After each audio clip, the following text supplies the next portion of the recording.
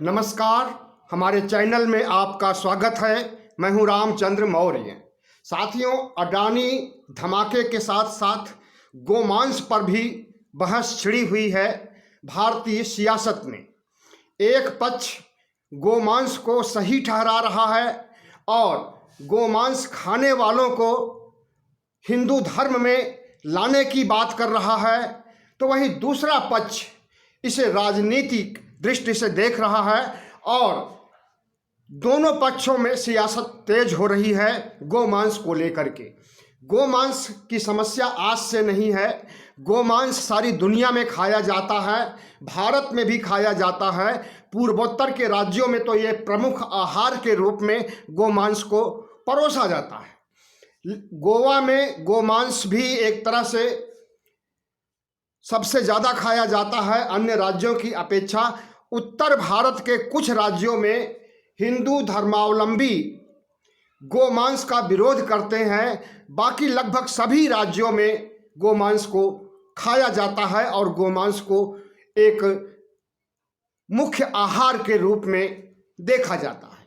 लेकिन जिस तरह से दत्तात्रेय होसबोले ने कहा है कि गोमांस खाने वाले मुसलमानों को की घर वापसी जरूरी है और उन्हें हिंदू धर्म में लिया जाएगा, तो इस पर बवाल छिड़ा हुआ है कि एक तरफ भारतीय जनता पार्टी हिंदुत्व की पुरोधा बनती है और हिंदुत्व को से ही चुनाव जीतती है और हिंदुत्व को लेकर के दंगे फसाद सब कुछ करती है, और वही भारतीय जनता पार्टी अब गोमांस का समर्थन कर रही है, गोमांस खाने वालों को भारतीय जनता पार्टी में शामिल कर रही है।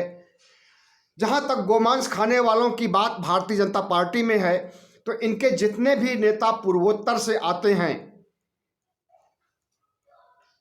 लगभग सभी गोमांस के समर्थक हैं और गोमांस खाते हैं। न्याय मंत्री किरण रिजिजू जब पहले केंद्रीय गृह राज्य मंत्री थे, तो उस समय 2018 में इन्होंने एक वक्तव्य दिया था जिसमें कहा था कि मैं तो गोमांस खाता हूं, कौन रोक सकता है, क्या किसी से पूछ करके गोमांस को खाना चाहिए। और वही किरण रिजिजू आज न्यायपालिका के ऊपर प्रश्न चिन्ह उठा रहे हैं और ऐसे बयान दे रहे हैं जो कि असंवैधानिक है। तो भारतीय जनता पार्टी में जब खुद गोमांस को खाने वाले लोग हैं, तो ये कौन होते हैं?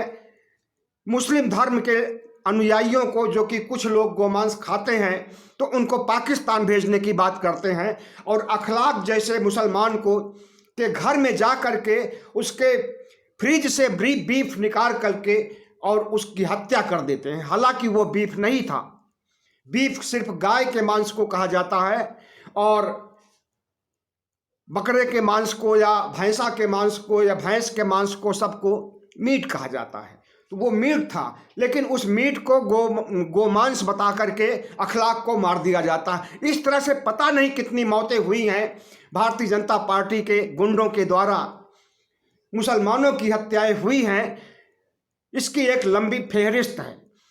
और जो गोमांस को का आयात निर्यात करते हैं और जो गोमांस को काटते हैं, जो कंपनियां गोमांस को विदेशों में भेजती हैं, वे सब हिंदू हैं। अल कबीर नाम की जो संस्था है, संस्था क्या बूचड़खाना है, यह बूचड़खाना भारत का सबसे बड़ा बूचड़खाना है और सबसे ज़्यादा गोमांस यहीं पर काटा जाता है और विदेशों को भेजा जाता है। आपको मालूम होना चाहिए कि भारत में, दुनिया में भारत नंबर 1 पर है गोमांस सप्लाई करने के लिए। यहाँ का गोमांस बहुत अच्छी तरह से विदेशों में पसंद किया जाता है और लोग बड़े चाव से खाते हैं। तो भारत में और इसका कारोबार करने वाले ज़्यादातर हिंदू ही हैं। तो यह कहना कि गोमांस धर्म के खिलाफ है, गाय माता को काट करके बेचना खाना गुनाह है, तो ये धार्मिक लिहाज से हो सकता है, लेकिन भोजन के लिहाज से, पौष्टिक आहार के लिहाज से ये सरासर गलत है। और इस बात में खुद भारतीय जनता पार्टी और आरएसएस के लोग भी सने हुए हैं जो कि गोमांस खाते हैं। बल्कि यूं कहें कि भारतीय जनता पार्टी से समर्थित जितनी भी बीफ कंपनियां हैं, प्रधानमंत्री नरेंद्र मोदी जब 2014 में आते हैं, उसके बाद इन कंपनियों का बीफ निर्यात तेजी से बढ़ा है। 2018 में तो दुनिया में नंबर 1 का देश हो गया था भारत बीफ की सप्लाई के मामले में, और इस समय भी नंबर 1 पर ही है बीफ की सप्लाई के लिए। तो जिस देश में गोमांस को धार्मिक लिहाज से देखा जाता है और गोमांस खाने वाले मुसलमानों को काट डालने, मार डालने की बात होती है, और बात ही नहीं होती है बल्कि मारा भी जाता है उन्हें, अखलाक एक उदाहरण है। और भी बहुत से लोग हैं जिन्हें बीफ खाने के लिए या बीफ की तस्करी करने के लिए, बीफ को बेचने के लिए मारे जाते हैं। तो इस तरह से दत्तात्रेय होश में बोले या बेहोश में होकर के बोले यह बात कि जितने भी गोमांस खाने वाले हैं, बीफ खाने वाले हैं, उनकी भी घर वापसी हो सकती है। घर वापसी से मतलब कि जो मुसलमान भारत में रह रहे हैं वे हिंदू धर्म में फिर से आ जाएं। इनका दोहरा चरित्र है। एक बार तो कहते हैं कि भारत में जितने भी निवासी हैं सबका डीएनए एक है और सब हिंदू हैं, और दूसरी तरफ मुसलमानों को अपने धर्म में शामिल करने के लिए घर वापसी की भी बात करते हैं।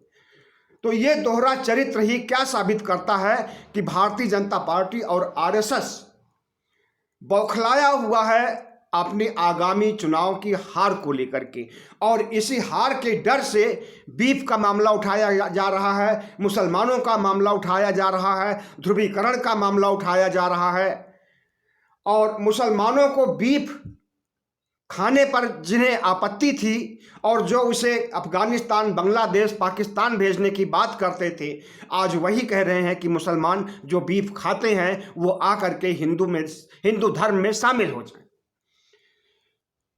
तो ऐसे में क्या कहा जा सकता है कि किरण रिजिजू जो भारत सरकार के मंत्री हैं, न्याय मंत्री हैं, वो खाते हैं, भारतीय जनता पार्टी के अन्य नेता खाते हैं, पूर्वोत्तर से आने वाले सभी नेता खाते हैं, गोवा के सभी नेता खाते हैं, जो केंद्र में हैं, मंत्री हैं, सांसद हैं, वे सभी खाते हैं।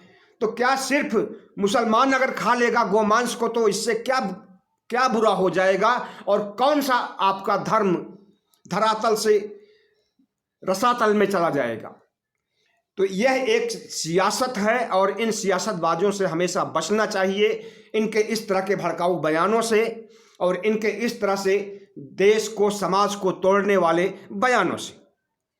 आपको मालूम होना चाहिए कि न सिर्फ पूर्वोत्तर में, गोवा में और अन्य राज्यों में बीफ खाया जाता है, स्वाद लेकर के, चटकारे लेकर के खाया जाता है, बल्कि प्राचीन काल में ऋषि मुनि भी बीफ खाते थे। कई ऐसे प्रसंग पुराणों में, वेदों में, जितने भी हिंदू धर्म ग्रंथ हैं, सभी ग्रंथों में ऐसे प्रमाण मिलते हैं कि ब्राह्मण भी गोमांस खाते थे, और आज भी ब्राह्मण गोमांस खाते हैं। और अनेक राज्यों में, जैसे पश्चिम बंगाल में मछली सबसे ज़्यादा ब्राह्मण ही खाते हैं, बिहार के मिथिला में मछली सबसे ज़्यादा ब्राह्मण ही खाते हैं। मिथिला क्या, पूरे बिहार में ब्राह्मण मछली खाते हैं और मांस भी खाते हैं, बीफ भी खाते हैं, और बदनाम किया जाता है मुसलमानों को। तो ये दोहरा चरित्र क्यों? भारतीय जनता पार्टी के नेता चुनाव जीतने के लिए किस हद तक नीचे जा सकते हैं और किस हद तक अपने उसूलों से समझौता कर सकते हैं, इसे होशबोले दत्तात्रेय के बयान से समझा जा सकता है। जिस तरह से ये लोग भारत को हाँक रहे हैं और अपने एजेंडे में, जो एजेंडा देश को तोड़ने वाला है, उस एजेंडे को लागू करना चाहते हैं। जिस तरह से ये लोग संविधान की धज्जियां उड़ा रहे हैं, लोकतंत्र की धज्जियां उड़ा रहे हैं, बहुत ही दुर्भाग्यपूर्ण है। और 2024 के चुनाव के मद्देनजर अगर आपको कुछ लगता है कि भारतीय जनता पार्टी असंवैधानिक ढंग से चुनाव जीतना चाहती है, तो आप गलतफहमी में न रहें। भारतीय जनता पार्टी के पास असंवैधानिक ढंग से ही चुनाव जीतने का तरीका बचा हुआ है। बाकी इतना ज़्यादा महंगाई है, इतना ज़्यादा बेरोजगारी है, इतना ज़्यादा एंटी इनकम्बेंसी है और इतना ज़्यादा पाप का घड़ा इनका भर गया है कि कोई वोट देने वाला इनको नहीं है। इसलिए धार्मिक मुद्दे को उठाएंगे, मंदिर मस्जिद को उठाएंगे, बीफ को उठाएंगे, तलाक को उठाएंगे।